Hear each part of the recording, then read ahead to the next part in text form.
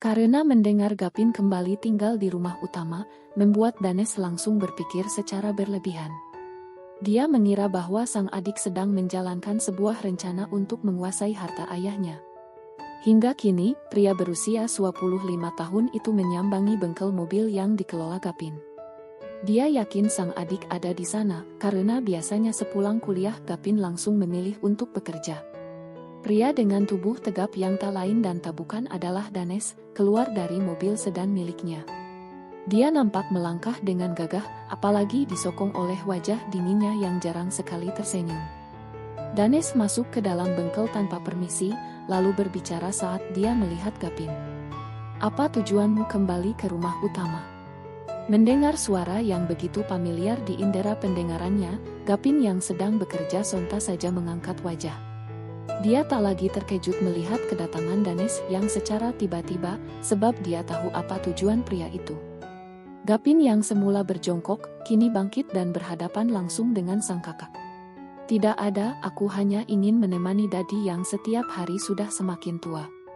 Mendengar jawaban itu, Danes langsung merasa tersindir.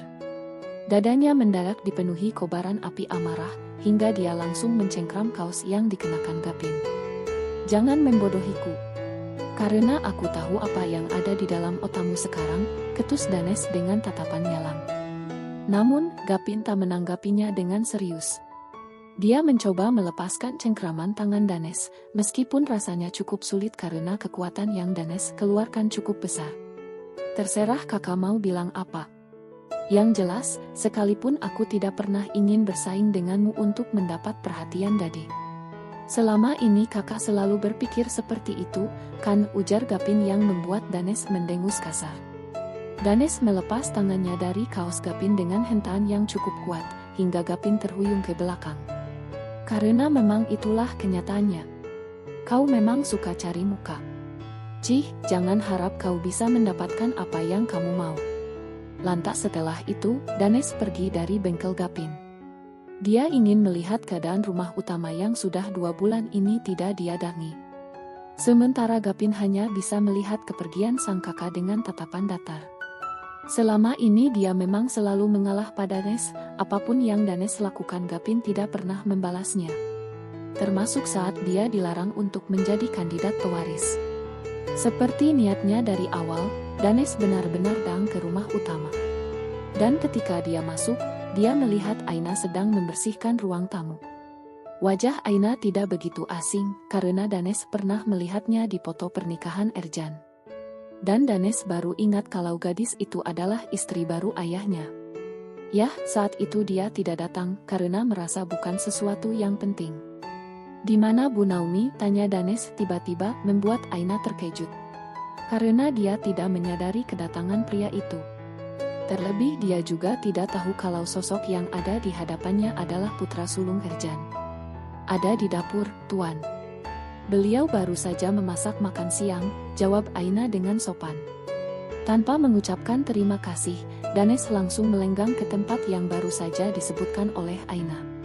Di sana, dia bertemu dengan Naomi dan langsung menyerahkan 1 paper bag vitamin Dadi bulan lalu sudah hampir habis, kan? Tanya Danes tanpa basa-basi, tetapi Naomi sudah memahami betul sifat anak majikannya. "Benar, Tuan. Aku datang hanya untuk mengantarkan itu, salam untuk Dadi," ucap Danes lalu pergi dengan senak jidat. Pandangan pria itu senantiasa lurus, tak memedulikan apapun yang ada di sekitarnya. Sementara dari tempatnya berdiri, Aina menerka-nerka siapa gerangan pria yang baru saja datang. Dari tampang dan sikap angkuhnya, Aina berpikir bahwa dia adalah putra sulung Tuan Ercan. Ya, sepertinya itu dia. Setelah pekerjaannya selesai, Ercan langsung pulang ke rumah, tetapi kini dia tidak sendirian.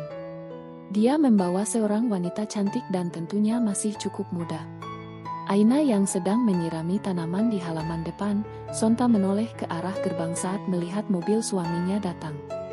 Dia segera meletakkan selang air, lalu mengelap tangannya ke kaos yang dia kenakan.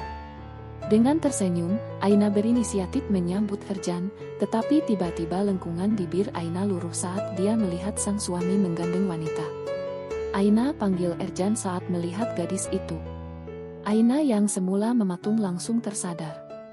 lalu berjalan cepat ke arah Erjan, karena pria paruh baya itu menyuruhnya mendekat. "Ada apa, Tuan?" tanya Aina. "Ini Jessica, temanku. Buatkan kami minum, karena kami akan ada pekerjaan," titah Erjan. Aina langsung mengangguk, sementara Jessica terus melemparkan senyum dan tak melepaskan genggaman tangan Erjan.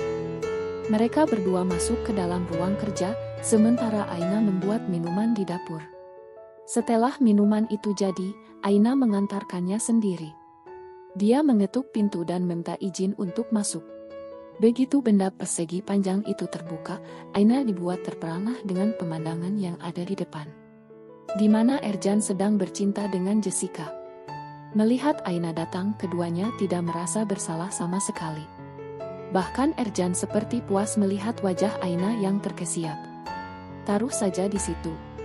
Setelah ini kamu yang bereskan semuanya," ucap Erjan yang membuat Aina kesulitan untuk menelan ludahnya. "Dia sungguh istrimu?" tanya Jessica tiba-tiba. Dan Erjan langsung menganggukkan kepala. "Ya, tapi dia tidak bisa membuat gerakan sehebat kamu," kekeh Erjan seraya meremas bokong Jessica, membuat Aina benar-benar merasa tak punya harga diri. Tanpa bicara, gadis itu langsung pergi dari ruang kerja Erjan. Dia ingin melangkah ke dapur, tetapi tiba-tiba sebuah tangan menariknya dan mereka bersembunyi di sudut ruangan.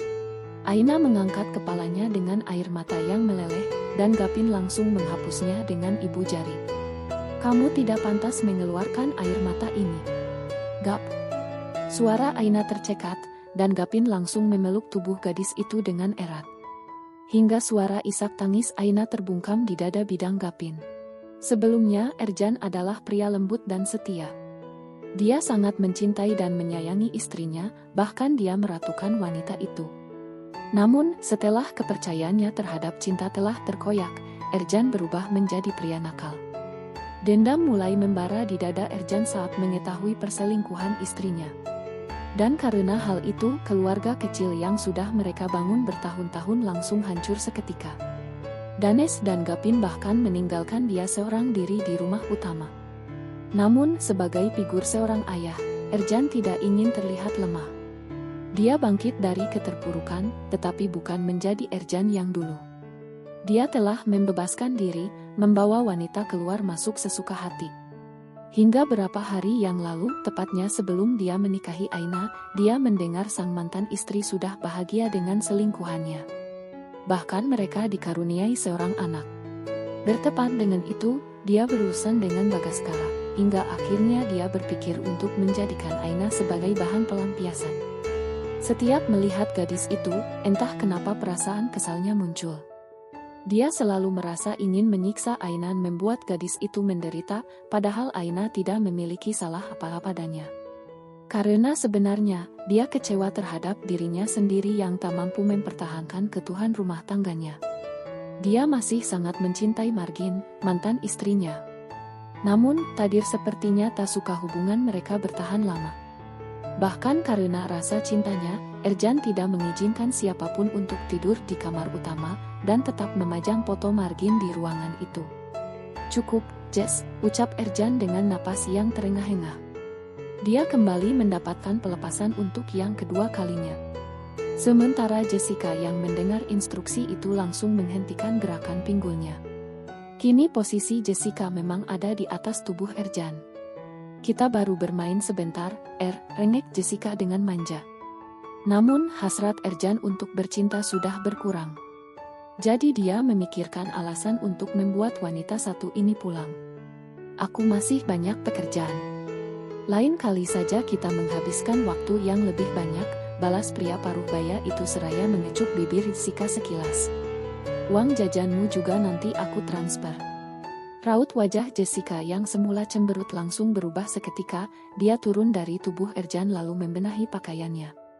"Dua digit ya," rayu Jessica sambil memasang wajah semanis mungkin agar Erjan menuruti keinginannya. Tak ingin ambil pusing, Erjan langsung menganggukkan kepala. Akhirnya wanita itu pun benar-benar pulang, sementara Erjan kembali manggil Aina. "Bereskan semua itu," titah Erjan sambil menunjuk sisa pengaman yang telah dia pakai. "Dan jangan lupa susun dokumen yang ada di sebelah sana, berurutan dari tahun ke tahun." Dia tidak peduli sama sekali terhadap Aina, meski dia tahu kalau gadis itu habis menangis. Ya, Ercan melihat mata Aina yang memerah dan berkaca-kaca. Tanpa bicara, Aina langsung mengikuti semua perintah Ercan. Meskipun terasa menjijikan, tetapi Aina bisa apa? Berhenti menjadi gadis cengeng, aku benci melihatnya, ketus Ercan sekali lagi sebelum akhirnya dia pergi dari ruangan itu. Aina menarik napas dalam-dalam, sementara bibirnya terus bergetar. Sekuat apapun ia menahan air mata itu, akhirnya jatuh juga. Tidak. Kamu tidak boleh menangis, Aina. Untuk apa kamu menangisi orang itu? Benar kata Gapin, dia tidak pantas mendapatkan air mata ini. Gadis itu terus meyakinkan diri bahwa dia bisa melewati semua ujian hidupnya. Meskipun dia tidak tahu sampai kapan dia terpenjara dalam pernikahannya bersama Ercan. Pekerjaan Aina seolah tak habis-habis, bahkan dia sampai melewatkan makan malam. Kini waktu menunjukkan pukul 10 malam, Aina bernapas lega karena akhirnya semua pekerjaan yang diberikan oleh Ercan telah selesai. Dengan gontai, Aina kembali ke kamar. Namun, lagi-lagi sosok yang membuat jantungnya berdegup kencang hadir di hadapannya.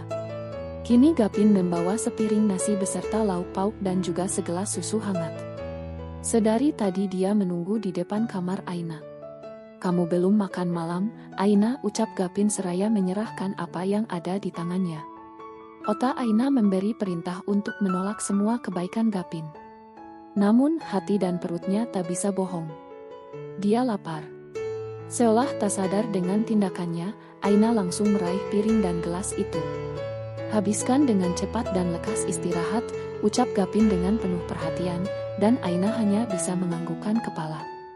Melihat itu, Gapin langsung tersenyum. Sebelum meninggalkan Aina, dia lebih dulu mengusap bahu gadis cantik itu, memberi isyarat bahwa dia akan selalu ada di samping Aina, apapun keadaannya.